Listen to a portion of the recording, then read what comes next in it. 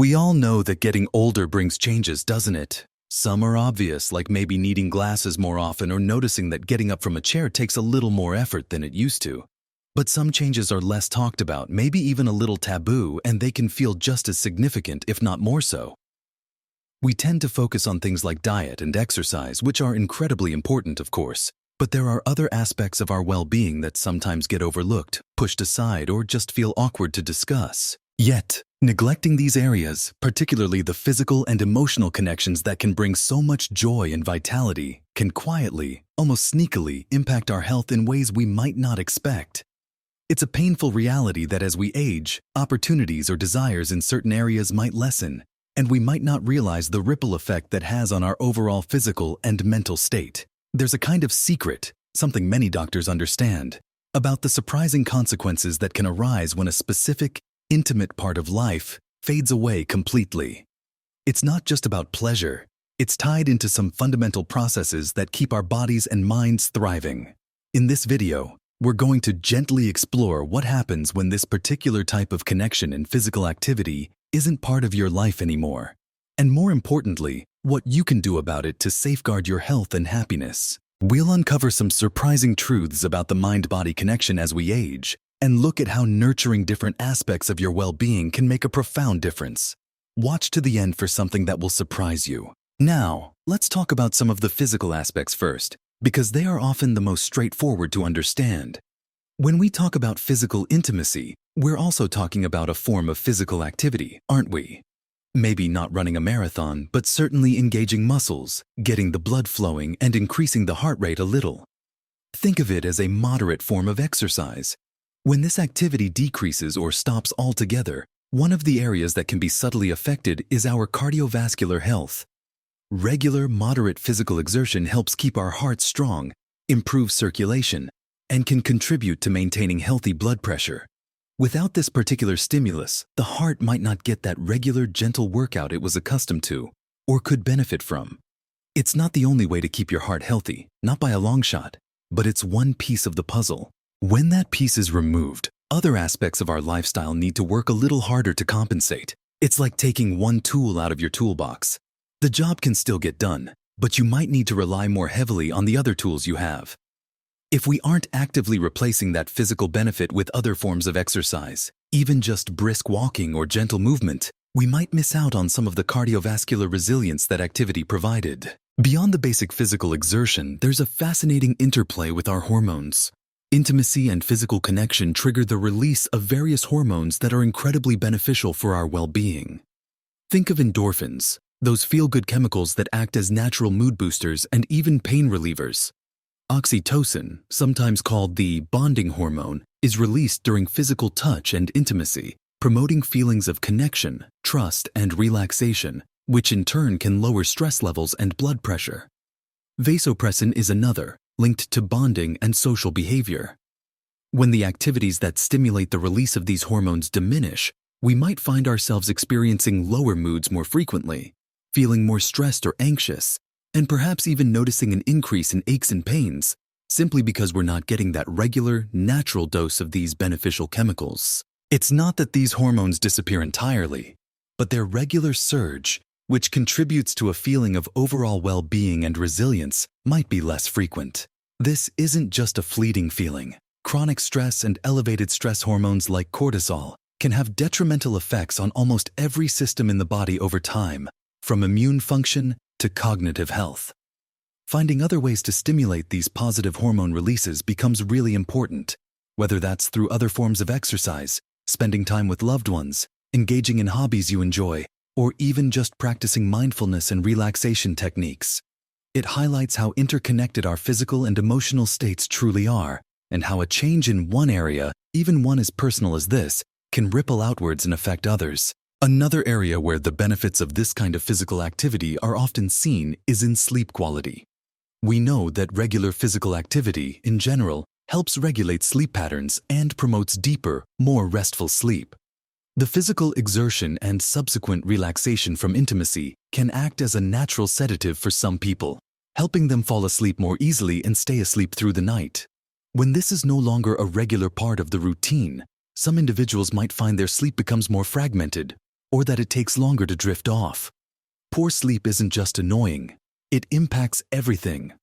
Our mood, our concentration, our energy levels, even our immune system's ability to fight off illness are all compromised when we don't get enough quality sleep. So, if this activity was previously contributing to better sleep, its absence might require us to explore other sleep hygiene strategies, creating a relaxing bedtime routine, ensuring the bedroom is dark and cool, avoiding screens before bed, and incorporating other forms of exercise earlier in the day. It's about recognizing a potential missing piece and finding other ways to support that crucial function of rest and repair. It's easy to dismiss changes in sleep as just part of getting older, but often there are underlying factors, and understanding the potential impacts of changes in lifestyle, even intimate ones, is key to addressing them effectively. The body is constantly seeking balance, and when one input changes, we need to adjust other inputs to help it find equilibrium again. Continuing on with how changes in this area can impact our physical health, let's consider the pelvic floor. This group of muscles supports the bladder, bowels, and for women, the uterus. Like any muscle group, the pelvic floor benefits from regular use and exercise. Sexual activity naturally engages these muscles, helping to keep them strong and toned. As we age, these muscles can weaken naturally, leading to issues like incontinence or prolapse. While other factors certainly contribute, the lack of regular engagement through intimacy can mean missing out on one form of exercise that helps maintain pelvic floor health. This isn't something people often talk about openly, but pelvic floor issues can significantly impact quality of life, leading to embarrassment, reduced physical activity, and even social isolation. Incorporating specific pelvic floor exercises, like Kegels, becomes even more crucial if this natural form of engagement is no longer present. It's a simple set of exercises that can make a world of difference, and recognizing the connection to overall muscle health, including those less visible but vitally important muscles, is powerful. Beyond the purely physical, there's a significant impact on pain perception. As mentioned, endorphins released during intimacy can act as natural painkillers. For individuals living with chronic pain, this can be a valuable non-pharmacological way to get some relief. When this source of natural pain relief is removed, daily aches and stiffness might feel more pronounced or bothersome. It's not a cure for underlying conditions, of course, but it's another tool in the body's own pharmacy. Exploring other pain management strategies, from gentle movement and stretching to mindfulness and heat or cold therapy, becomes even more important. It's about building a holistic approach to managing the physical discomforts that can sometimes accompany aging and understanding all the potential influences. The body's capacity to heal and manage pain is influenced by so many factors, including our emotional state and physical activity levels, and intimacy touches upon both. Perhaps one of the most profound impacts of the absence of intimacy in later life isn't just physical, but emotional and relational. Humans are wired for connection. As we age, our social circles might shrink due to loss of loved ones, relocation, or changes in mobility.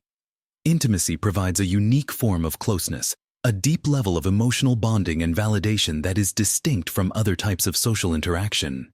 The lack of this can lead to feelings of loneliness, isolation, and a diminished sense of self-worth or desirability. It's not just about sex, it's about being seen, desired, and connected on a deeply personal level.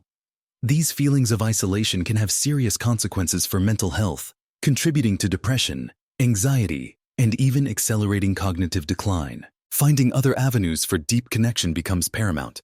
Nurturing close friendships, spending quality time with family, joining groups or clubs centered around shared interests, or even finding comfort and connection with pets. It's about actively seeking out and cherishing opportunities for emotional closeness and physical affection. Whether that's through hugs from grandchildren, holding hands with a friend, or simply having meaningful conversations where you feel truly heard and understood. The need for connection doesn't disappear with age. It simply needs to be nurtured in ways that are available and fulfilling. Finally, there's some emerging research suggesting a link between sexual activity and immune function, as well as cognitive health. While these areas require more study, the theory is that the stress reduction, improved sleep, increased circulation, and hormonal benefits we've already discussed all contribute to a stronger immune response and potentially help maintain cognitive sharpness. Chronic stress is known to suppress the immune system, making us more vulnerable to illness. Conversely, activities that reduce stress and promote well-being can bolster our defenses. Similarly, good cardiovascular health, restful sleep, and social engagement are all recognized factors in maintaining brain health as we age. If intimacy was contributing to these positive factors, its absence might mean these systems aren't getting that particular boost. It's not a guaranteed cause and effect, but it highlights how intertwined all aspects of our health truly are. It underscores the importance of adopting a range of healthy habits to support these vital functions: eating nutritious foods, staying physically active in ways you enjoy, managing stress effectively, and prioritizing social connection. So, you see, when we talk about the absence of intimacy in later life, it's not just about one thing. It's about a cascade of potential effects that touch upon our cardiovascular system, our hormonal balance, our sleep, our pain levels, our pelvic floor health, and crucially, our emotional and social well-being. The doctor's warning, if you can call it that, isn't a judgment or a mandate. It's simply an observation of the potential health benefits that regular intimacy can provide, and a recognition that if those benefits are removed, we need to be mindful of the void they might leave and actively work to fill that void through other means. Aging isn't a decline into inevitability. It's a journey that requires awareness, adaptation, and a proactive approach to nurturing all aspects of our health: physical, mental, and emotional. Remember, small changes really can make a big difference to your health and happiness at any age. This conversation isn't about telling anyone how they should live their life. It's about providing information so you can make informed choices about how to support your own well-being. Whether intimacy is part of your life or not, focusing on cardiovascular health through exercise, managing stress, prioritizing good sleep, engaging in activities that bring you joy and connection, and yes, even doing those simple pelvic floor exercises are all incredibly powerful ways to live your best life. Don't let anyone tell you that these aspects of health become less important as you get older. In many ways, they become even more crucial for maintaining vitality and independence. It's about embracing all the dimensions of a healthy life and adapting as circumstances change. What works for one person might not work for another, and that's perfectly okay. The key is self-compassion and a commitment to caring for yourself holistically. We're all just trying to navigate this journey the best we can, and knowledge is power. If anything we've discussed today resonated with you, or if you have thoughts or experiences you'd like to share in a sensitive way, please feel welcome to leave a comment below. We can learn so much from each other. And if you found this video helpful or thought-provoking, please give it a like and consider subscribing to our channel for more content aimed at helping you thrive in your later years. Live your best life at every age.